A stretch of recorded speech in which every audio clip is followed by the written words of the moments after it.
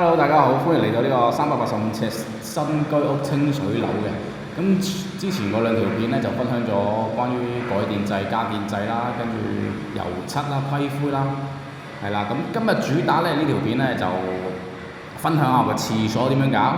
好多人都好煩惱啊，對住廁所係啦，唔知點樣整，又唔知點樣去配置、點樣去設計啦咁樣係啦。咁我就純粹分享下我嘅廁所係點樣搞、點樣設計係啦。希望幫到大家，起碼有個資質，起碼大家有個概念，知道點樣去整，係啦。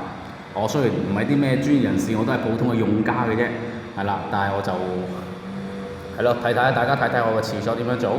而家新居屋廚房嘅門唔拆得啦，廁所嘅門唔拆得啦，係啦。因為一般廁所嘅門同埋廚房門都會好大嘅，應該有800幾左右嘅。咁我呢個廁所門收窄咗。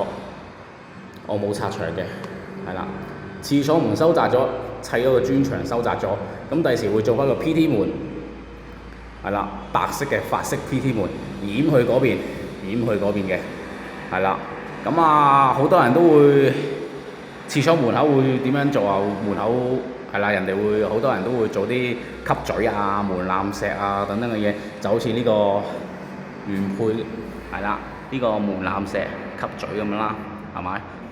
係啦，我覺得2026年啦，唔好錯，我覺得真係吸嘴真係太老土啦，太靚啦，真係。係啦，咁我睇下我個廁所點樣做。我話氣轉咗吸嘴，我用咗金屬條。係啦，我個廁所地台升高咗2寸度，咁企缸就跌低1級嘅。係啦，金屬條，我用金屬條去代替嗰個吸嘴。我呢個係香檳金嘅，襯翻我呢個木紋磚嘅顏色，香檳檳係啦，升高咗。咁睇下我呢個點樣做，600×600嘅地台磚，係啦，600×600，牆身就600×1.2。咁地台咧600×600咧就比較好揾啲斜水啊、坡道啊咁樣嘅，去水會順暢啲啦，師傅好做啲啦，係啦。咁我點解牆身要用600×1.2咧？係啦，我呢個廁所係全爆嘅，咁我竟然全爆落，咁我梗係大磚上牆啦，特別廁所係咪先？濕區嚟嘅，香港地又潮濕，咁你如果用啲細磚，咩400×400啊、600×600啊等等嘅嘢，或者甚至再細嘅，我見好多人都廁所都全爆啦，佢都依然用翻啲好細楷嗰啲磚去砌翻落去。哇，大佬，嗰個你有冇諗過呢啲磚會發毛、發霉、發黑㗎？久唔久之會發黑㗎，係啦。咁你係咪要逐個去清潔啊？去散佢啊？係嘛？咁我大磚上牆，我清潔又好清潔啲，又大氣，一睇成個檔次唔同咗啦，係咪？咁再睇睇我呢個。我呢度會做一粒鏡櫃，跟住依班一體盤1米左右嘅450深度啦，1米嘅長度，鏡櫃呢度啦，洗手盤啦，咁我中間係馬桶、企缸，咁到時會做翻個玻璃趟門，馬桶擺中間，咁呢度來去水，唔係去水啦，兩邊去水，呢邊都有一個去水嘅，係啦，呢邊都有一個去水嘅。跟住電掣鹹淡水，係啦，記得同師傅講做石枕嘅時候，嗰條喉個屎渠嘅喉好粗嘅，好厚身嘅，叫佢埋牆一半，係啦，點都要叫佢埋牆㗎啦。如果唔埋牆咧，你個石枕會好厚身嘅，會勁厚身嘅，就會好亞位嘅啫，同埋又唔美觀啦。咁我呢度做咗石枕，咁我呢度可以擺啲沐浴露啊等等嘅嘢啦，係啦。係啦，睇睇我嘅廁所600個磚，未做掃口嘅。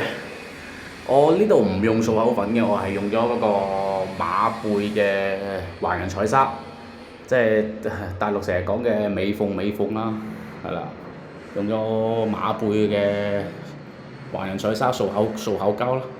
咁係啦，襟玩啲嘅，冇咁易發毛發霉嘅。嗰個因為佢始終有個膠質嘅嘢喺嗰度，咁啊冇咁易脫落啦，襟玩啲啦，係啦，始終佢係啦，人哋運用喺嗰個食廠啊、醫院啊、游泳池嘅地方嚟嘅，佢呢個材料係啦，咁啊可以選擇嘅，如果有條件嘅話，係啦，我呢個公司包咗嘅，冇交我錢嘅，咁我呢3條喉咧就冇升佢冇改佢，不着嘅關係啦，我冇搞佢啦，唔升佢啦，亦都唔係好影響我接受到嘅，我覺得係啦。咁如果你哋預算夠高嘅，可以爆埋佢升埋佢嘅。一般啲人係呢度升高佢咯，升到去呢度，跟住到時做翻嗰個熱水爐冚落去就見唔到嗰3條喉噶啦，係啦。但係你要改咯，要叫裝修公司，裝修公司最多幫你改呢2條喉嘅啫，跟住中間呢個煤氣喉。要翻嗰個煤氣公司或者揾啲合資格嘅人士去搞翻佢啦，係啦。咁我呢個企缸呢，講企缸，我呢個做咗少少斜水嘅，跌低一級嘅，因為我唔中意好多人呢，一係呢度啊，應該係咁講，一係由呢度開始升高咗之後，跟住呢度又再升高一級，咁我哋不停攬級咁樣係啦，我唔中意咁樣嘅。因為屋企有小朋友，費事咩啦，棘親啦等等嘅嘢啦，同埋咁樣又美觀又方便簡潔咯，起碼唔使一路升一路行樓梯咁樣升級係嘛。咁啊有啲人就會做翻個機仔咁樣嘅石膊咁樣嘅去擋水條咁樣嘅，係啦。